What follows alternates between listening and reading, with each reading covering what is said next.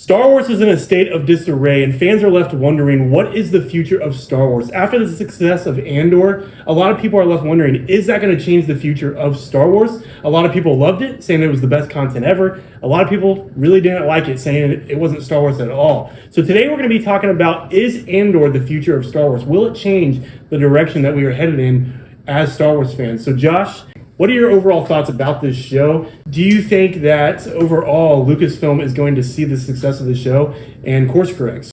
In my opinion, best Star Wars show ever, bar none. Thought Mandalorian was going to be for a very long time. I really believe, though, that Andor Season 2 firmly wrapped up Season 1 how it started. And so, could it be the best show ever? As a Star Wars lover, I think it rivals things like Breaking Bad, a number of other amazing shows like that. Because from start to finish, Andor accomplished what it meant to accomplish. And it literally filtered directly into Rogue One, which, in my opinion, best Star Wars movie, maybe up there with Empire. My hope is, though, absolutely, Lucasfilm sees that. Again, a lot of it comes down to the financial end of it and how ultimately Andor did. I think it did really well. Obviously, it bounced right off of the disaster of the Acolyte, and so it's hard not to see the amazement of that. You get something somewhat pretty next to trash, and so yes, Acolyte was trash. We can all, I think, majority of us agree with that, and so yes, but I think Andor, regardless standalone, surpassed anyone's expectations. So yes, my firm hope is that Lucasfilm continues on with this path that they started. So you're a huge fan of the expanded universe, as I am, but you are a handful of years older than me, so you were right there in the middle of the X-Wing novels and those type of things. Do you feel like Andor grasped that imagination and that grittiness of the rebellion that those novels did? Do you think that contributes to the success of that? Because Andor is way different than something like Ahsoka, which is more fantastical George Lucas. So how do you think they strike that balance moving forward to give us things that are honoring to George Lucas, but also remain, kind of just like new and fresh and gritty? Yeah, like absolutely. I'm 40, so again, grew up, stayed up midnight showings, ultimately of all the special editions. Was there absolutely midnight for Phantom, and all these amazing movies that have carried on. But first Star Wars books I read, Heir to the Empire. It was the very first one I ever read, all the X-Wing series. And so, absolutely. That's the rawness. You get really through those pages of those books, the rawness of Star Wars. And really, again, a lot of Star Wars is ultimately, Rebels. There's some rawness, but it's animated. You can only go so deep with that. And so ultimately, I think that's where this show, really, Andor, has been able to show that grittiness. I mean, I don't know about you, but my hands were firmly gripped tight in a couple of those episodes, just out of anxiety and fear for what we knew was going to take place. And so they were able to capture that on film. And again, that's not to say that other movies or shows haven't shown that, but again, animation, you can only go so deep with that. Maybe outside of Kanan, the way he passed, that really gives you some anxiety and stress for that. But Andor really, really struck a good balance there. And so that was, to me, again, as an adult now, loved some of those, again, movies and shows growing up, but this was the adult version of Star Wars. And so, my hope is they continue to make more and more of those. No, it's interesting because you and I have different opinions to some extent when it comes to Star Wars as a whole. Like, we both obviously are lovers of it, but when it comes to the prequels, like, that was my generation. You were a little bit older. You thought it was more wacky, more goofy, and you have things like Clone Wars Rebels that I think pay more homage to George Lucas and what he was doing, and Andor was such a stark difference. And so, like, for that first season, I thought Andor was boring as crap. We disagreed on that. And we disagreed on that. And so it's funny because it's like there's so many people out there that were like, this is terrible. Like, even big YouTubers like Star Wars Theory hated season 1 of Star Wars of Andor. And you look at that, but then season 2 came out, and I was like I have to watch it as a Star Wars fan, but I wasn't really excited about it. Unlike you were pumped. And even at the beginning of season 2, I was like, I feel like we're getting the same old, and that kind of thing. But then those last 6 episodes of Andor completely changed my mind. And I did a video on that on this channel like ways back about how those episodes changed my mind about Andor, because I think most people weren't ready for the slow burn storytelling. They wanted this this cameo fest, these things that always paid homage to Star Wars in the past. Andor really made you work for it, and you get to those last 6 episodes and you're like, holy crap. Yeah. And so I was actually left at the end of it thinking, did I like the beginning of the show? Not really. But with the way it ended, I actually think that Star Wars storytelling will behoove themselves to go that direction with the smartness of the writing and the quality of the writing. Because, what are your thoughts about how they gave so much money to this show, but yet stuff like Obi-Wan, where they brought back Ewan and Hayden, got nothing? How do you feel when you look at that stuff, being such a fan of the legacy of Star Wars?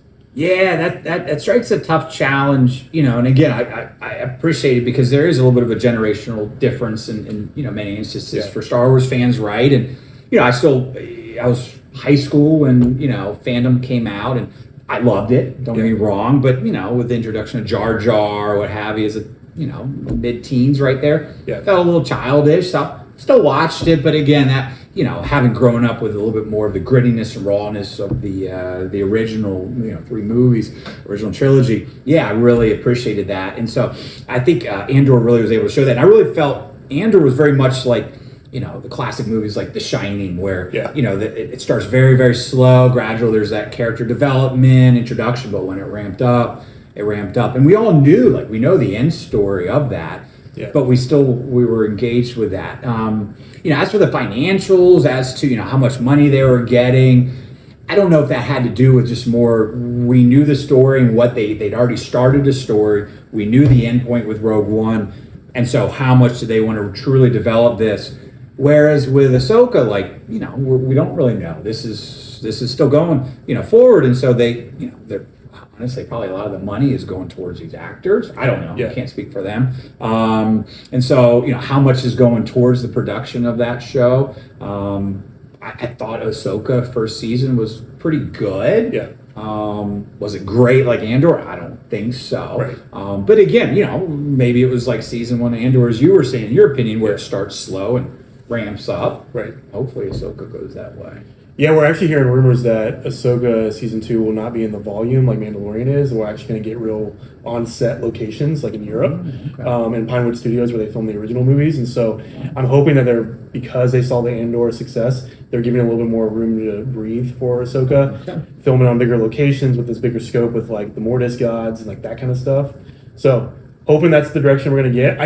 I those stories are stark differences, but what I just want is Lucasfilm to give the same care and respect to every story they tell, like Andor, because they're obviously going to be different. Because Ahsoka's more Jedi, more mystical, those type of things. But it's I think we need the same type of money and care given to each one, and not just be okay, we're going to just kind of crap on the legacy characters, because that's what it kind of seems like they've been doing, giving lower budgets to those because we know them already, versus new characters that Disney created, and they're giving more money to their own projects. So it's a weird balance. It's a weird balance because ultimately Andor had the luxury, right, of having the endpoint, as I was mentioning before, right? So that's just filling in the gaps. We see how certain shows where, an amazing show like Game of Thrones started off great. We're following the books.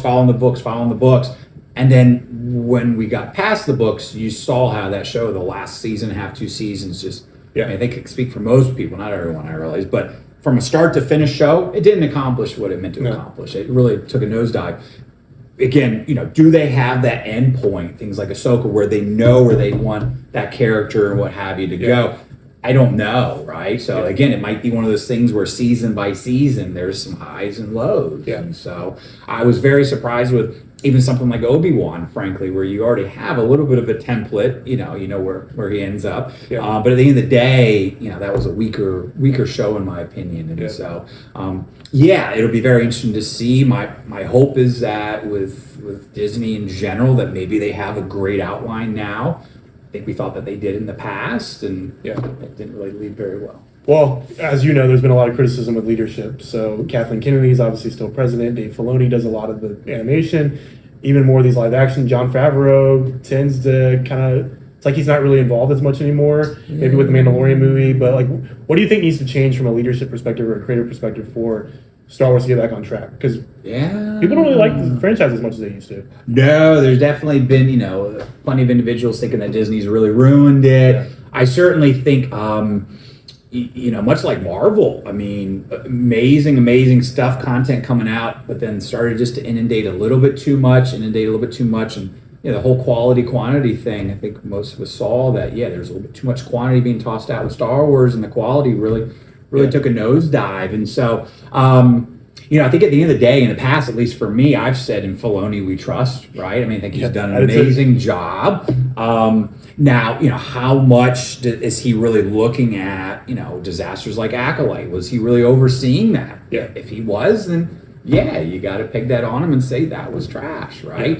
And so really at the end of the day, my hope is that everything is kind of centrally running through him. And again, I think at the end of the day, they're going to learn from their mistakes, I hope, right? So, because at the end of the day, it's the bottom dollar. Yeah, they're worried about money. Yeah.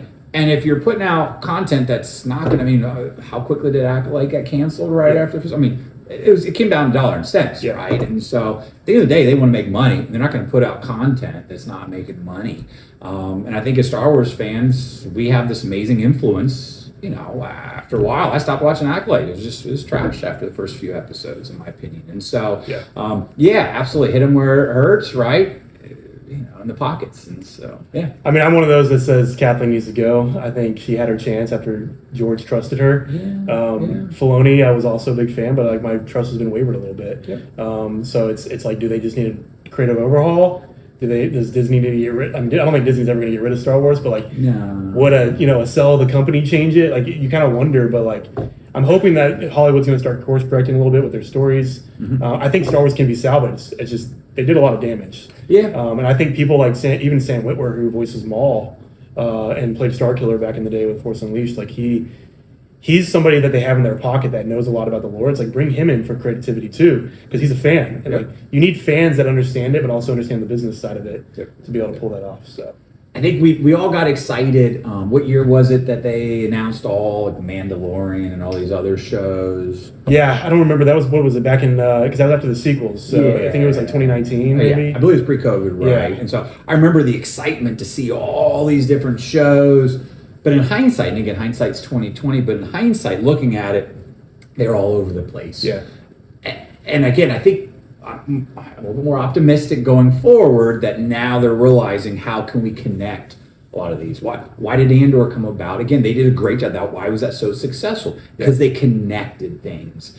And so if you could see those connections, now again, there's also that negative where you all of a sudden have in Book of Boba Fett, you randomly have 2 Mandalorian episodes that kind of jumped in. Now, again, we can blame it on COVID perhaps and production issues there. But again, yes, in general, I think a lot of the connections really go far. And so, my hope is that they see that and they're able to connect all these characters more and more in the future. So, I don't think the Marvel route is good for Star Wars, of that interconnectivity. Boba definitely got shafted with his show, which was very sad. They had a lot of I was excited about that. Well, we would love to know what you think out there about this topic. Is Andor the future of Star Wars? Do you think it's going to change things moving forward? Is Star Wars completely cooked? I know a lot of you out there think it is. So let us know that in the comments below. Let us know what you like about the franchise moving forward. Let us know what you think is going to change things, or if you don't think it's going to change things.